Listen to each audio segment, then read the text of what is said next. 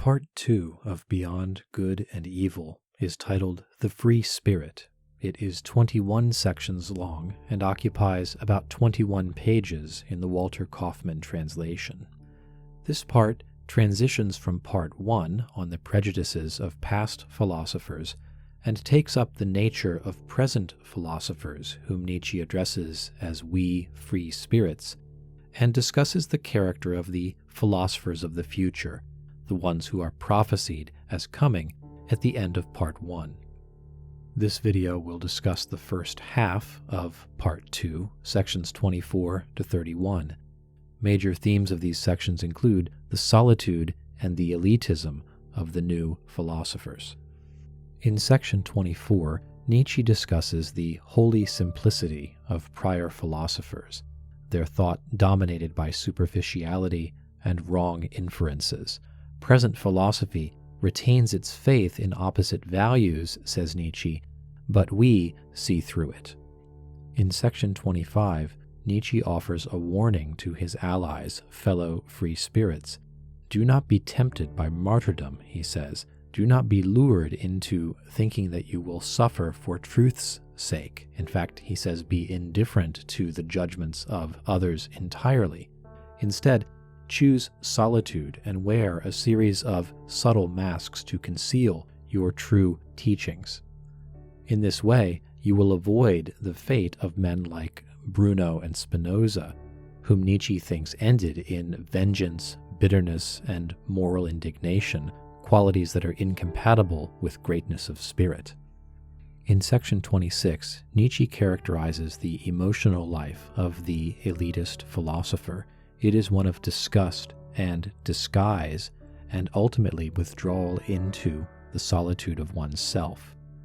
He also notes here that cynicism is a base imitation of philosophy. He calls it the closest that base men ever come to honesty. In sections 27 and 28, Nietzsche takes up the questions of pacing and tempo. We proceed, he says, at Ganges pace, that is, at an exceptionally slow civilizational tempo, and we are misunderstood by our contemporaries who proceed at a tortoise pace or a frog pace. Even our good friends, Nietzsche says, should be given significant leeway, as they will misunderstand us for just this reason. In section 28, Nietzsche continues this thought with a discussion of language and translation. Languages, he says, have different tempos. So, for example, German, being quite a slow language, is almost incapable of expressing ideas and thoughts in the presto mode, that is, rapidly. Nietzsche begins section 29 by saying, independence is for the very few. It is a privilege of the strong. The solitude that is required for these philosophers requires tremendous inner discipline, and it is spiritually quite dangerous. If one enters the labyrinth unprepared, Nietzsche says, one is likely to be torn to shreds by the minotaur of one's conscience. In section 30, Nietzsche discusses the esoteric-exoteric distinction.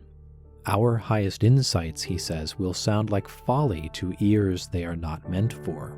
That is, we will inevitably be misunderstood by the many. But he redefines the exoteric and the esoteric. They are not a matter of clarity or hiddenness or obscurity, but rather a matter of low and high. The exoteric looks up at the truth from below, and the esoteric looks down at it from above. In this section, there's also a hint of the transvaluation of values. Nietzsche says, what is nourishing for higher men will be poison to his inferiors. The higher, better kind of man can endure things morally and spiritually that would destroy lower men. And in section 31, Nietzsche discusses the errors of youth, a kind of impetuous wrath and reverence, loving and despising without sufficient nuance. And he notes that even the turn against one's youthful errors can itself be a product of youthful thinking, as it involves taking sides. It involves, again, this faith in opposite values, which he has been criticizing. That brings us to the end of roughly the first half of Part 2 of Beyond Good and Evil. We will turn next to section 32 and then the second half of Part 2. Thanks for watching today. Goodbye.